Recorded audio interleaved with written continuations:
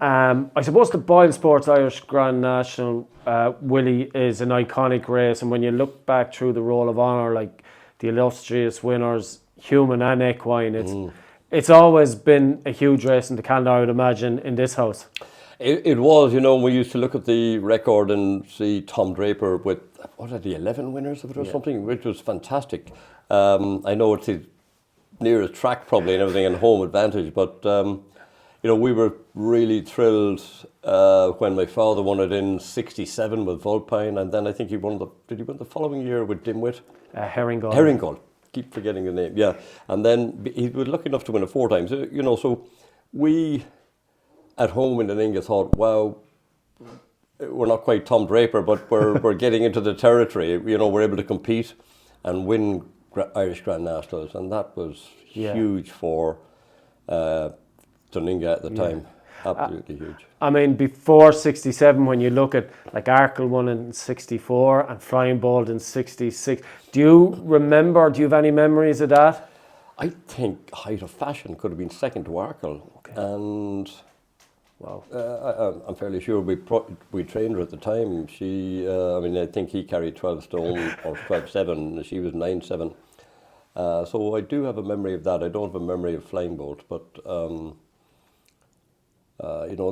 their days, they're long gone, but they're great memories. Easter Monday in Fairyhouse, huge crowds, huge atmosphere, huge buzz, absolute nightmare getting in and out of the place. You'd want to be there 2 or 3 hours. Thankfully it's a lot better nowadays, but they're my memories of, and then I think they had an infield that time. And then the infield was moved to the outside about the second last fence. I think where all the dodgems and the swinging boats, whatever it was, that was all part of when you were a kid. You wanted to be part of that. And I was going to ask you about that, Willie, because obviously when you went, invariably there was business and there was horses to run. But when you were a young kid, you weren't working. Could you go off and mess around with the other kids? Or? Oh yeah. It was. We did. We went off and got our few shillings to jump into whatever we wanted to jump into, and then as you got older you wanted to be part of the stable yard and leading up and part of the preparation, so that all just came naturally, and it's the same today. And kids love it, like, especially when I'd see kids applying for jobs here during the summer. And they love going racing. They love going away in the horse box, being part of the team for the whole day, coming home, win, lose or draw. It's just when you're a kid and you want to get into horses, all you want to do is work at horses all day and be around the yard, around the horses, around the people that are talking horses. It's an infection, but it's a good one. It's outdoor, it's healthy, and you get very fit at it, very quick. So it's a good way of life. And in terms of Vulpine, what do you remember that? Matt Curran, I think he rode 2 of your dad's winners. 67 again. It was just important, as you mentioned, for Paddy Mullins to get that first one. It was. It gave a huge lift to the stable. I think Vulpine was owned by Tom Nicholson, who was our biggest owner at the time, and he had some nice flat horses as well. But from what I can remember, Vulpine might have failed the vet as a 3-year-old going to the Derby sale and had to have a hop day operation. He made a noise, but he obviously stayed and galloped 3 miles, 5, and so that's. Yeah. And I think that's how my father got that quality of a horse. Okay. And that's how trainers start. You've got to take the leftovers. You got to take the ones that other people don't want and try and make silk purse out of a sow's ear, I suppose the expression. And that was where he came from. Yeah, he was culled from the Derby sale, and right, became our star at the time. Yeah, because actually your mother told me. So Herringull won in '68, and she gave me chapter and verse on Herringull. So he won the Prix de Drag. So apparently, Prix de Drag, yeah. He ran in the French Gold Cup and disappointed, and then the Prix de Drag is the sort of consolation race about 2 or 3 weeks later.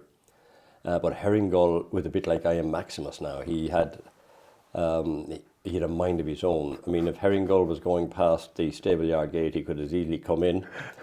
I think we brought him to America that time to run in South Carolina, which was a huge journey. The logistics of getting the horses from Ireland to South Carolina at that time, I'd done a mini plane journeys it involved, and he refused to start. He whipped around a start twice. The starter called them all back the first time, thinking the Irish horses travelled over so far, but he refused to go the second time. And that was Gull now. He had a mind of his own. Okay. Yeah, and I mean, in Gordon, I remember one day he was winning a race and he just saw the entrance to the parade ring, and he just came straight across the track. I'm not sure whether he won the race after or not. I don't think he did. Came straight across the track. Whoever was riding him, probably Johnny Crowley used to ride him that time. Yeah. Probably straightened him out, but he threw away the race doing that. He was quirky, always quirky. He did give your dad his first Cheltenham winner on what is now the RSA, and then won the Boyle Sports Irish Grand National after that. Yeah, and it was the Totalizator novice chase, I think, that time, if memory serves me.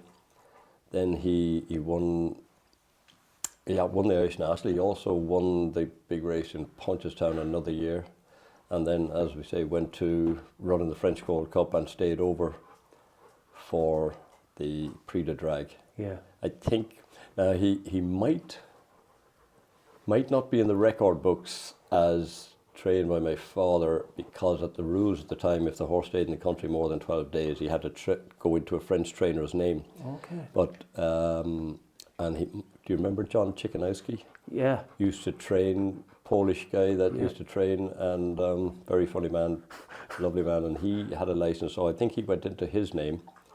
But as we called him, Mickey Brennan, M.A. Brennan, who was my father's jockey at the time, Matt Kern, and Mickey Brennan used to ride, and Mickey stayed over there and trained them. Okay. And he, the stories compared to, he was a very light horse, tall, chestnut, light-framed horse, didn't need much work. And the French trainer would send him down to do 3 or 4 miles, but of course this was all in the forest. Yeah. So Mickey used to just pull in halfway, and he'd just come up the last mile or mile and a half, and so I don't know whose name was down to train, but Mickey probably trained him anyhow when all was said and done. So that was, of course, the horse was lean and mean. By the time I remember Mickey came back from France, he was lean and mean too, because he didn't speak much French, so I think he survived on chips and fish and chips or something like that. He wasn't into French food at the time, but a very sound guy to have on your side, and he rode plenty of winners for my father. Yeah, and then sort of your father won 2 more Irish Grand Nationals, Dimwit in '72, so that was sort of like 3 in a short space of time, and then Matt Curran rode that again. Dimwit, well-named horse by Star Signal out of Misswise. Jerry O'Neill, our local vet from Boris, named it. Jerry was always good with his names. He always had well-named horses. A big liver chestnut of a horse.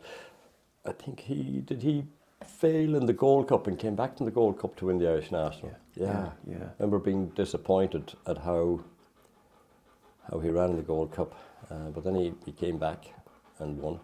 And the other one was Luska. Was a lovely horse. He was John Brophy, a cousin of my father, owned him from Kilkenny, and I remember winning a bumper on him. But my best memories of him was winning a maiden hurdle on him in Clonmel, and I'd been out the night before, I think, and I'd driven the lorry down with all my father's runners, and about 2 hours before the first race, and parked up. I said I'd get an hour's sleep. I was in the second race, and next thing I heard this commentary going on. I jumped out of the lorry, and the runners for the first race, and here was me asleep in the horse park, which is about the second last hurdle in Clonmel.